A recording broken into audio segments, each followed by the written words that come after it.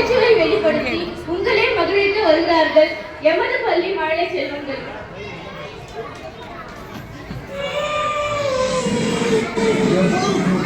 இன்னைக்கு கணக்கு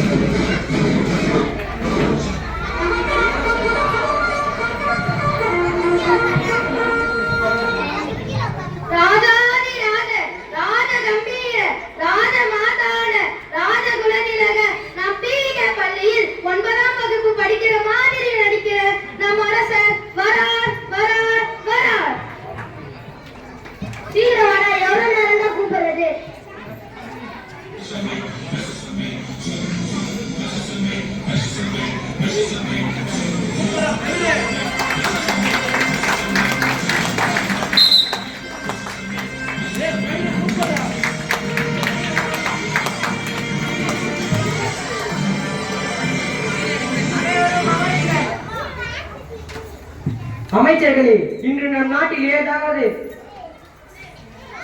அமைச்சர்களை நான் வரும்போது நீங்கள் என்ன செய்து கொண்டிருந்தீர்கள்? அதாவது நீங்கள் வருவதற்கு முன்பே நாங்கள் அனைவரும் நடனமாடி கொண்டிருந்தோம்.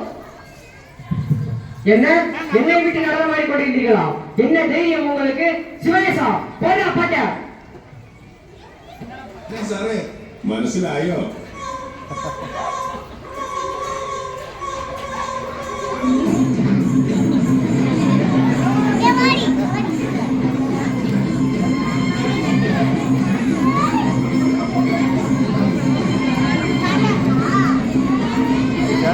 ராஜா சூப்பர்.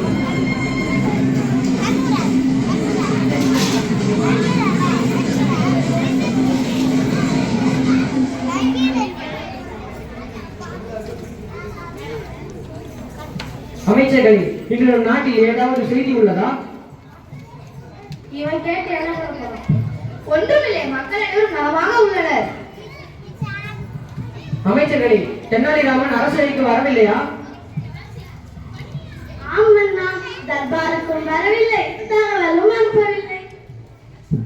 என்ன தைரியம் இந்த தென்னாலிராமனுக்கு இன்னும் அரசவைக்கு வரவில்லையா? காவலாளி, நீ சென்று தென்னாலிராமனை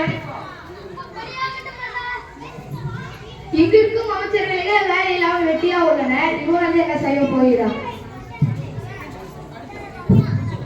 மன்னா, தென்னாலிராமனின் குழந்தை அழுது அடம் பிடிக்கிறதாம். அதை சமாதானப்படுத்திய பிறகு வருவதாக கூறினார் மன்னா. என்ன தைரியம் இந்த தென்னாலிராமனுக்கு இப்படி சொல்லி அனுப்புவான்? அறிவாளி என சொல்லிக் கொள்ளும் இவனுக்கு ஒரு குழந்தையை கூட சமாதானப்படுத்த முடியவில்லையா? இதை என்னால் நம்ப முடியாது. இப்பொழுதே தென்னாலிராமன் இங்கு வர வேண்டும். இல்லை என்றால் அவனை கட்டி இழுத்து வாருங்கள்.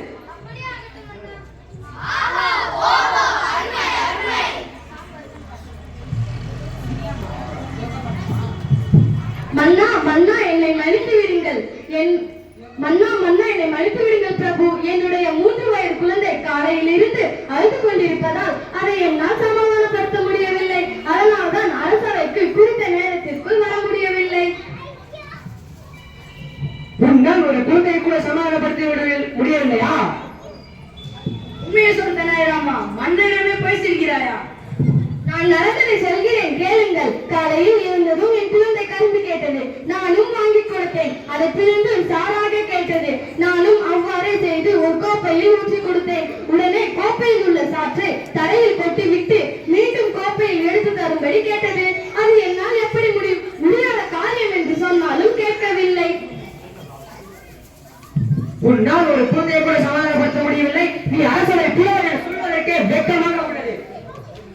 உலகிலேயே கடினமான வேலை என்றால் அழுகின்ற குழந்தையை சமாதானப்படுத்துவது மட்டுமே. நீங்கள் எப்பொழுதாவது அழுகின்ற குழந்தையை சமாதானப்படுத்துவீர்களா? மன்னரிடமே கேள்வி கேட்கிறாயா? என்ன ஒரு ஆணவம் உனக்கு? சரி மன்னா, நான் இப்பொழுது குழந்தையாக மாறி அழுகின்றேன். என்னை சிரிக்க வைங்கள் பார்க்கலாம். மன்னனுக்கே சவாலா? பார்க்கலாம்.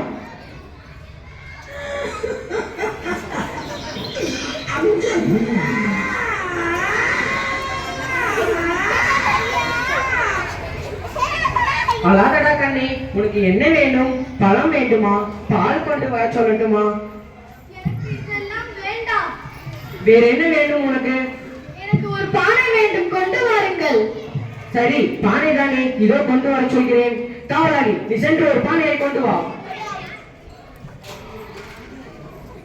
பானையை வைத்து விளையாட போகிறாயா? இல்லை மன்னா, இந்த பானைக்குள் இந்த அமைச்சரை போக சொல்லுங்கள். என்னது, இந்த பானைக்குள் நானா? எப்படி போக முடியும்? என்னால் முடியாது மன்னா. இல்லை, நீ போகத்தான் வேண்டும். மன்னா, என்னை காப்பாற்றுங்கள். அது எப்படி போக வேண்டும்? இது முடியாது. வேற என்ன வேண்டும் உனக்கு?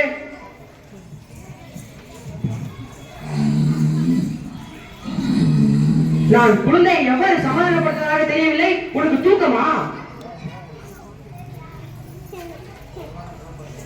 நான் குழந்தையை எவ்வாறு சமாதானப்படுத்துவதாக இருக்கின்றேன்.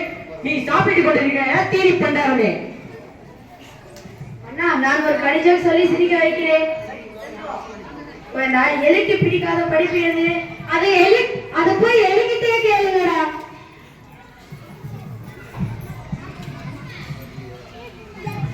அடே மங்குனி அமைச்சர்களே, குழந்தையின் அழுகையை நிறுத்துங்கடா. நான் அழுகும் குழந்தையை சிரிக்க வைக்கிறேன். அங்கே பார், காகம் பறக்கின்றது. போடா லூசு, காகம்னா பறக்கதான் செய்யும். மன்னா, நான் முயற்சி செய்கிறேன். குழந்தாய், உனக்கு எப்பெல்லாம் பள்ளிக்கூடம் லீவ் விடுவான்? முட்டாள் அமைச்சரே, அங்கு உட்கார்ந்து இருக்கும் பிரின்சிபல் சார் கிட்ட கேளுங்க. மன்னா, நான் அங்கே நிறுத்துகிறேன். குழந்தாய், உனக்கு நான் நீச்சல் அடிக்க கத்து தரட்டுமா? தரையில் எப்படி நான் நீச்சல் அடிக்க முடியும், முட்டாள் காவலரே? நான் பொம்மை தரட்டுமா? அதை வைத்து விளையாடுறதா? போலாம் முட்டாள் அமைச்சரே, நான் சிரிக்க மாட்டேன். போதுமடா உங்களுக்கு அறிவு கேட்ட ஆலோசனை. குழந்தை அழுகை நான் நிறுத்துகிறேன். நான் உனக்கு ஒரு பாட்டு பாடட்டுமா?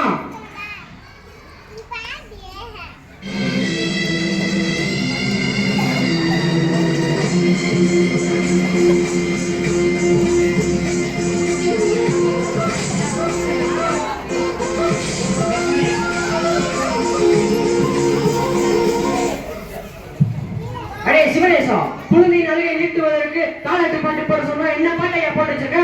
வேற பாட்டு போடுமையா?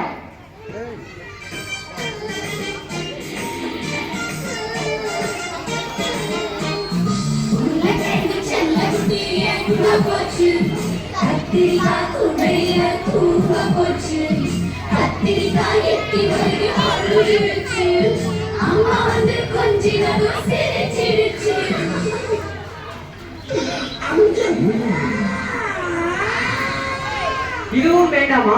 வேற என்ன வேண்டும் உனக்கு?